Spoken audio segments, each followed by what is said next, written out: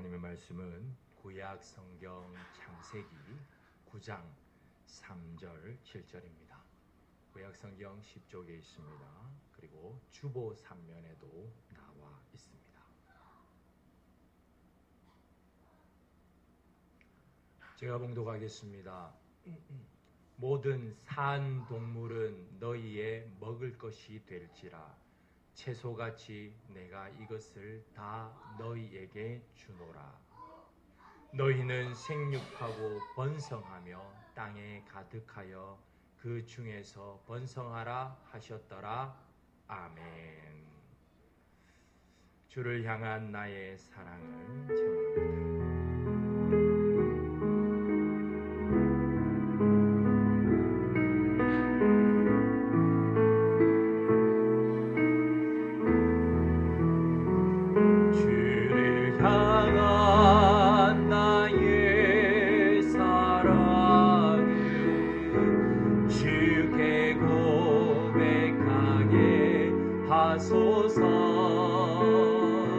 아름다운 주의 그늘 아래 살며 주를 보게 하소서.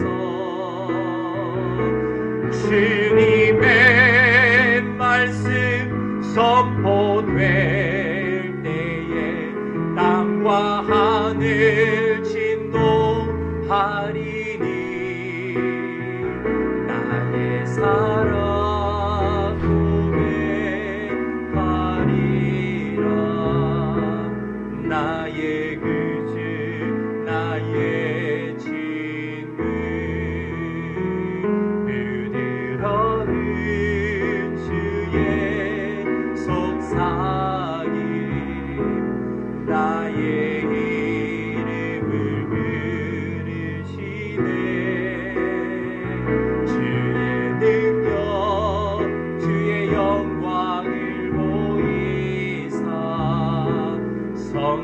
성령을 부으소서. 메마른 곳 거룩해 지도록 내가 주를 찾게 하소서. 내 모든 것 주께 드리리. 나의 구주 나의 친구 온 마음으로 주를 바라며 나의 사랑 고백하리라.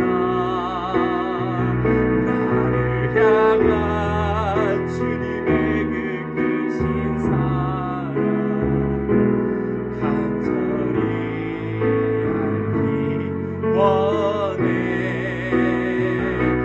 주의 은혜로 용서하시고 나를 자녀 삼아 주셨네. 나의 사랑 고백하리라. 나의 구주 나의 친구.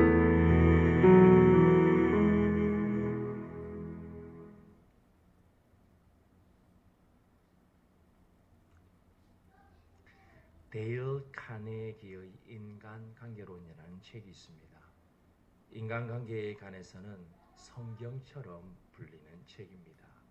이 카네기는 그의 책 1장에서 이렇게 말합니다. 꿀을 얻으려면 벌통을 차지 마라. 벌통을 차는 순간 어떻게 되겠습니까? 우리 몸이 완전히 벌집이 됩니다. 꿀을 얻기 위해서 벌집을 차면 우리 몸은 벌집이 됩니다. 저도 어렸을 때 벌에 쏘여서 얼굴이 2개가 되었던 적이 있었습니다. 근데 저는 이것을 좀 더 바꾸어서 생각해 보려 합니다. 벌꿀이라는 이 감추어진 것보다 더 실질적인 벌에 집중해 보려고 합니다. 벌을 얻으면 어떻게 되겠습니까? 결국 벌 벌꿀도 얻게 됩니다. 왜냐하면 벌이 그 벌꿀을 만들기 때문입니다.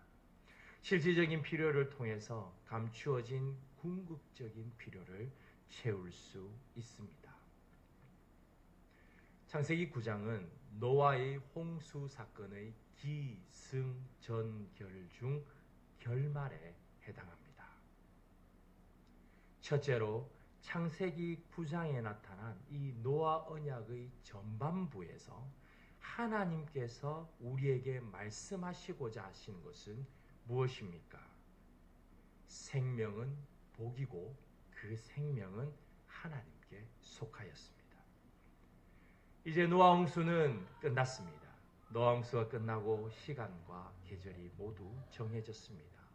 이후 창세기 6장에서 언약을 맺기 시작하신 하나님께서 그 언약의 내용을 창세기 9장에서 말씀하십니다. 따라서 창세기 9장에 나타난 그 언약의 내용은 크게 두 부분으로 나눌 수 있습니다. 한 부분은 오늘 우리가 읽은 7절까지의 내용으로 한마디로 말하면 복입니다. 다른 하나는 다음 주에 살펴볼 우리가 너무나도 잘 알고 있는 무지개의 언약입니다. 먼저 복입니다. 하나님은 노아와 아들들에게 복을 주십니다.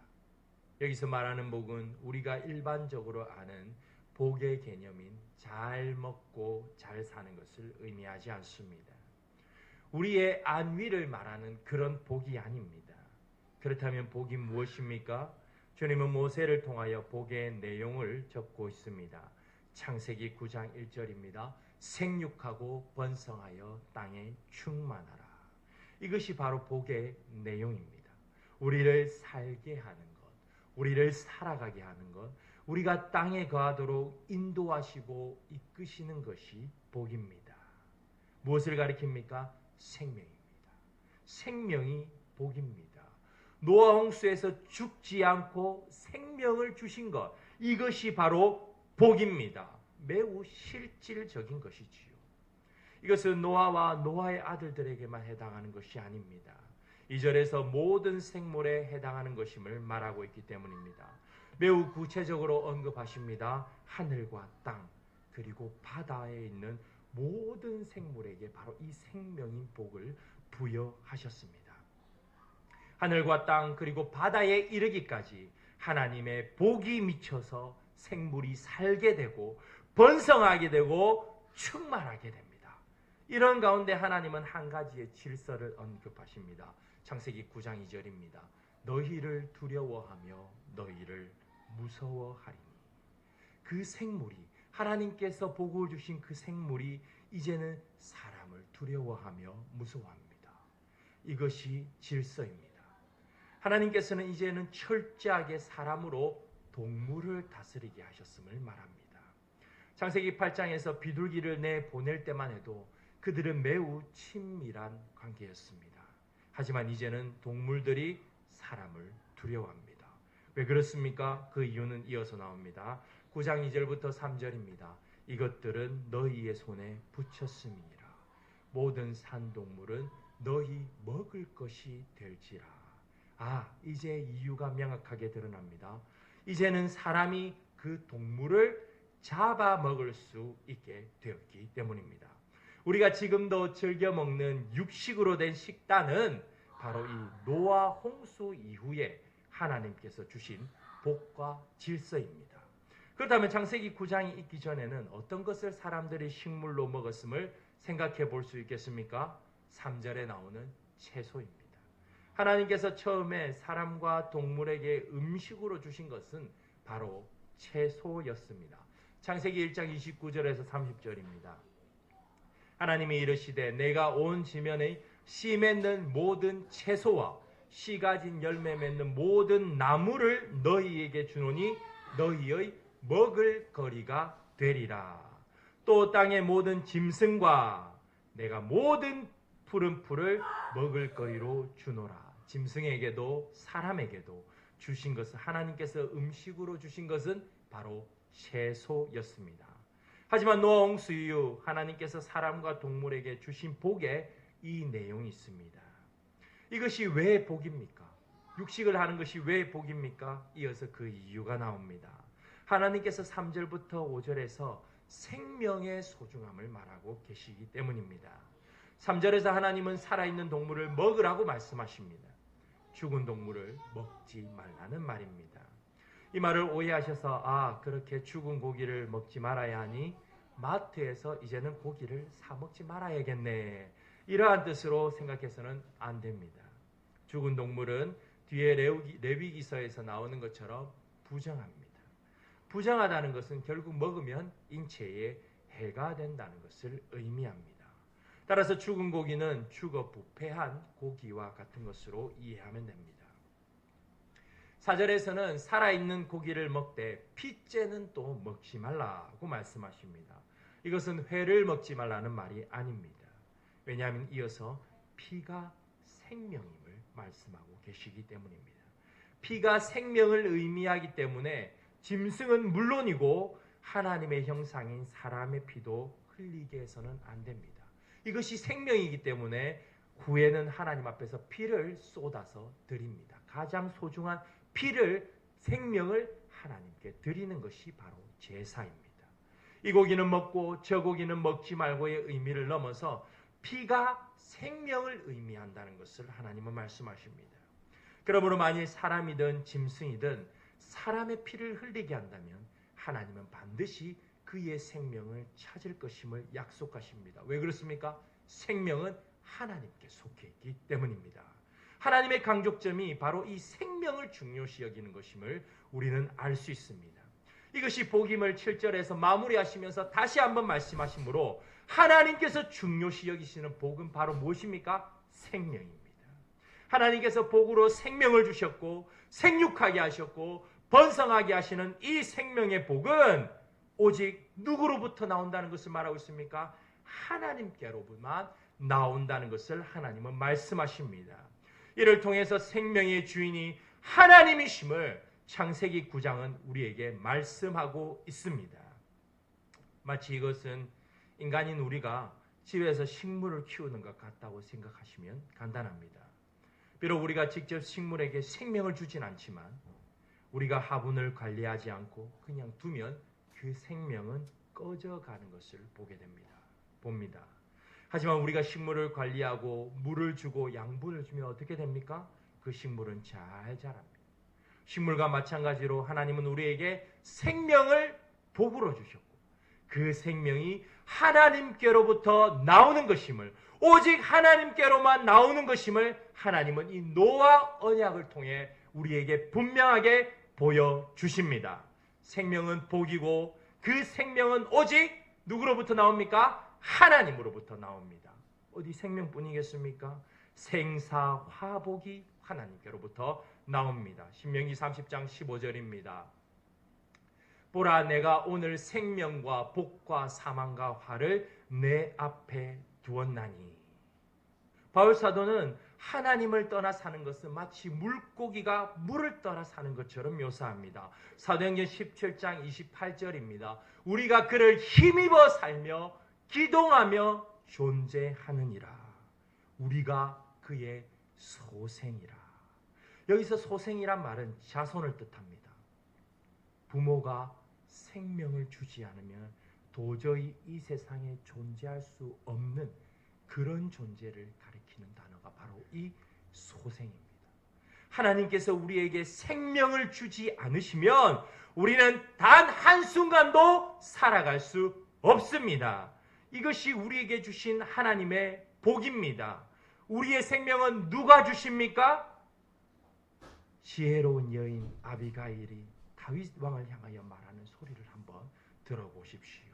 사무엘상 25장 29절입니다. 내 주의 생명은 내 주의 하나님 여호와와 함께 생명 싸개 속에 쌓였을 것이요. 누가 우리에게 생명을 주십니까? 하나님께서 우리에게 생명을 주십니다. 하나님께서 우리에게 생명을 주시면 복이요, 그 생명은 하나님의 생명 싸개 속에 쌓여 있음을 우리는 확신해야 합니다. 둘째로, 이 언약과 그리스도 주님은 어떻게 연결되십니까? 예수님은 생명의 떡이십니다. 하나님은 노아 방주 사건 후에 우리가 좋아하는 고기를 주셨습니다. 고기를 인류의 식단으로 허락하셨습니다. 우리의 식탁에서 고기 반찬을 먹을 수 있는 것은 모두 하나님의 은혜요 약속 때문입니다. 고기만 주신 것이 아닙니다. 이미 우리에게 채소도 주셨습니다. 이것은 무엇을 의미하겠습니까? 하나님께서 우리에게 생명을 주셨을 뿐 아니라 생명을 보존하시고 유지하신다는 것을 의미합니다.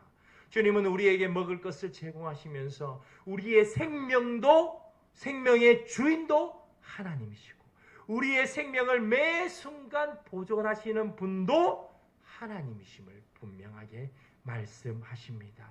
우리가 매 식사 시간마다 우리에게 양식을 주셔서 감사합니다라고 아주 짧은 시간 기도하지만 이것을 느끼지 못할 수도 있습니다. 마치 어린이들이 부르는 노래와 같이 날마다 우리에게 양식을 주시는 은혜로우신 하나님 참 감사합니다. 이렇게 말하지만 풍요한 중에서는 그 가치를 분명하게 느끼지 못할 수도 있습니다. 우리의 생명을 하나님께서 보존하신다는 것을 느끼지 못하며 살아갈 수 있습니다. 하지만 만일 아무것도 없는 광야라면 어떻겠습니까? 배가 고픈데 사람은 엄청나게 많고 우리가 가진 것은 단지 물고기 2마리 그리고 보리떡 5개, 많아야 보리떡 7개라면 어떻겠습니까? 그러면 하나님께서 우리의 생명을 보존하시는 분이시라는 것을 더욱 실감할 수 있을 것입니다. 그래서 주님은 광야 생활에서 이것을 보여주십니다. 아무것도 없는 그 광야에서 하나님은 하늘을 여시고 만나를 주십니다.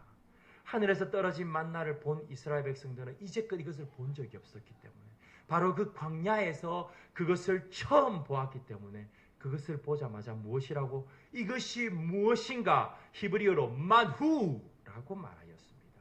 출애굽기 16장 15절입니다. 이스라엘 자손이 보고 그것이 무엇인지 알지 못하여 서로 이르되 이것이 무엇이냐 하니 그리하여 이것이 만나 만후가 만나라 불립니다. 맛있어서 우리말처럼 만난다의 만나로 부른 것이 아닙니다. 이뿐입니까? 고기 가마 곁을 그리워하며 노래를 부르는 백성들에게는 무엇을 주십니까? 메추라기를 주십니다. 16장 13절입니다. 저녁에는 메추라기가 와서 진에 덮이고 하나님은 철저하게 이스라엘 백성들의 생명을 유지 보존하셨습니다. 우리는 이것을 인지해야 됩니다. 그들은 지금 아무것도 없는 오직 모래만 있는 광야에 있습니다.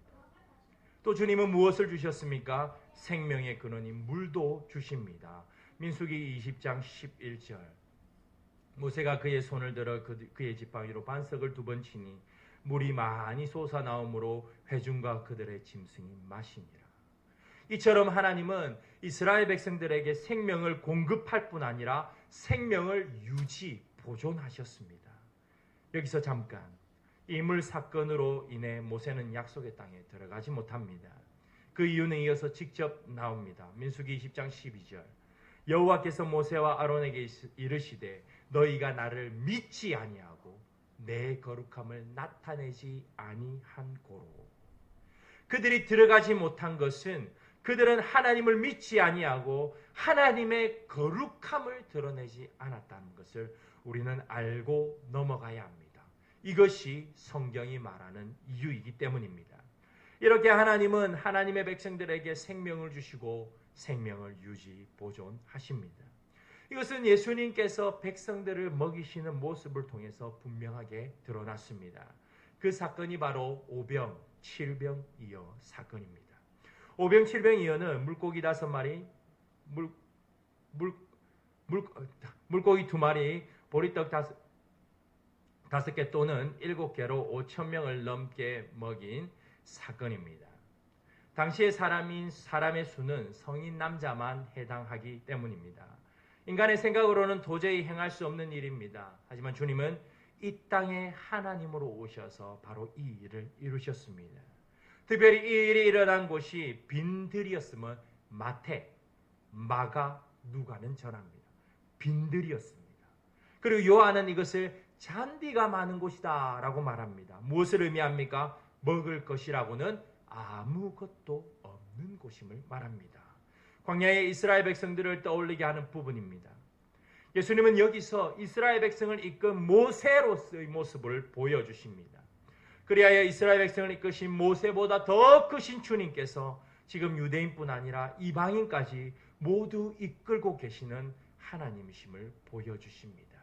이것이 끝이 아닙니다. 요한은 의도적으로 바로 이 사건과 연결시켜서 주님 자신이 하늘로부터 오신 생명의 떡이심을 말합니다. 요한복음 6장 35절입니다. 예수님께서 이르시되 나는 생명의 떡이니 내게 오는 자는 결코 줄이지 아니할 터이요. 사람들에게 실질적인 필요인 육신의 생명을 주시고 보존하시는 하나님께서 이제는 하늘에서 내려오셔서 영원한 생명인 영생을 부여하십니다. 그들의 필요를 채워주심으로 주님께서 그들의 궁극적이고 영원한 필요인 영생을 부여하시는 분이 바로 이 생명의 떡이신 주님뿐임을 주님께서는 증거하고 계십니다. 이 생명의 떡을 먹고 마시는 성찬이 얼마나 중요한지를 우리는 다시 한번 깨닫게 됩니다. 그러므로 마태는 무엇을 먹을까 입을까 고민하지 말라고 마태복음 6장 31절에서 말합니다. 그러면서 무엇이라 말합니까? 마태복음 6장 33절 함께 읽겠습니다. 그런즉 너희는 먼저 그의 나라와 그의 의를 구하라. 그리하면 이 모든 것을 너희에게 더하시리라. 아멘. 우리가 귀에 딱지가 않도록 들은 말씀입니다. 그의 나라를 구하십시오. 그의 의를 구하십시오. 그리하면 모든 것, 위에서 말한 먹고 입고 마시는 모든 것들, 우리의 생명과 관련된 모든 것들을 하나님께서 더하십니다. 이렇게 말하면 어떤 이는 이렇게 말합니다. 우리가 실질적으로 돈을 벌어야 먹고 마시고 살지 하나님 나라를 구한다고 다 되겠나? 정말 하나님이면 다 된다고? 그럼 우리는 아무것도 하지 않고 오로지 기도만 하면 되겠네. 이렇게 말하면서 하나님 나라를 구할 생각조차 하지 않습니다. 어쩌면 이것이 우리의 문제가 아닐까요? 말씀은 하나님 나라와 의를 구하면 모든 것을 더하시겠다고 했는데 우리는 그것을 할 엄두조차 내지 못하고 있습니다. 여러분들에게 도전합니다. 영생을 주시니가 우리를 굶기시겠나? 이러한 믿음의 도전이 있기를 바랍니다. 제가 앞의 교회에 사역할 때 이런 일이 있었습니다. 불신자인 한 성도의 아버지가 땅을 팔아서 돈을 벌게 되었습니다. 딸이 아버지께 간청합니다. 아버지, 우리가 판 땅의 돈을 헌금하면 좋겠습니다. 아버지는 신앙이 없었기 때문에 헌금하는 것을 원하지 않았습니다. 아마도 아까워했을 것입니다. 그러나 딸을 너무나 사랑한 아버지는 딸의 말을 듣고 헌금을 합니다. 상당한 금액으로 했다는 것만 저는 기억합니다. 그 후 얼마 후 그분이 교회에 나오셨습니다. 엄청난 일이지요. 그 이유가 왠지 아십니까? 자기 집으로 도로가 나서 어마어마한 보상을 받게 되었기 때문입니다. 그는 교회에 와서 이렇게 말했습니다. 나는 어마어마한 부자가 되었고 더 많은 땅을 사서 교회에 헌신하겠다. 그렇게 말씀하시면서 교회에 나오셨습니다. 이것은 그저 한 예일 뿐입니다. 저는 성도님들께 지금 헌금을 많이 하십시오. 그러면 복을 받습니다. 이렇게 말하는 것이 아닙니다. 헌금을 많이 하라고 독려하는 것도 아닙니다. 먼저 하나님의 나라와 그의 의를 구하면 영생을 주신 하나님께서 우리에게 생명을 주시고 우리의 생명을 보존하시는 분이심을 볼 수 있고 만질 수 있습니다. 이것을 경험해보고 싶으십니까? 도전합니다. 하나님 나라를 향한 꿈을 품고 하나님의 의를 구하십시오. 그리하여 어떻게 하나님께서 인도하시는지를 지켜보십시오. 말씀을 경험해 보십시오. 셋째로, 그렇다면 우리는 이 말씀을 붙잡고 어떻게 살아야 합니까? 주님은 우리의 실질적인 필요를 통하여 궁극적인 필요이신 주님을 채우십니다. 주님께서 이 땅에서 우리의 육신의 생명을 순간순간 책임지심으로 궁극적인 필요인 영생을 주시는 분이심을 확신하게 하십니다. 굉장한 논리지요. 이것은 우리의 신앙과 삶이 결코 분리되지 않는다는 것을 보여줍니다. 우리의 신앙만으로는 영생을 추구하며 사는 것은 막연한 것도, 그리고 어떤 이상이나 이념 같은 것도 아닙니다. 신앙은 보이진 않지만 실제입니다. 왜냐하면 이것은 생활을 통해서 실질적으로 우리의 삶에 드러나기 때문입니다. 독일 속담에 이런 말이 있습니다. 당신이 먹는 것을 내게 이야기해보라. 그러면 당신이 어떠한 사람인지 말해주리라. 우리가 어떤 음식을 먹고 무엇을 먹느냐가 곧 어떤 사람인가를 보여준다는 말입니다. 먹는 음식이 그렇다면 하물며 우리가 가진 신앙은 어떻겠습니까? 그렇기 때문에 야고보서 기자는 믿음은 행함으로 드러날 수밖에 없다고 말합니다. 이것을 야고보서 2장에서 말했습니다. 믿음의 선배들은 이 믿음의 열매를 가리켜 선행이라 불렀습니다. 선행이란 사실상 그들의 실질적인 필요를 채워주는 것을 말합니다. 목이 마른 사람에게 물을 주고 배고픈 자를 먹이고 고아와 가부를 환난 가운데 돌아보는 것, 이것이 바로 선행입니다. 이것을 통해 무엇을 해야 하겠습니까? 영원한 생명을 주시는 그들의 궁극적인 필요인 생명의 떡인 예수 그리스도를 주어야 합니다. 이 내용은 우리의 약속에 이미 나와 있습니다. 이것은 우리가 지역을 섬길 수밖에 없는 당위성을 제공합니다. 지역의 필요를 채움으로써 그들에게 궁극적으로 필요한 바로 이 생명의 떡이신 주님을 채워주어야 하기 때문입니다. 그들은 생명의 떡이신 주님이 필요합니다. 따라서 교회는 지역을 섬기는 일에 열심을 내야 합니다.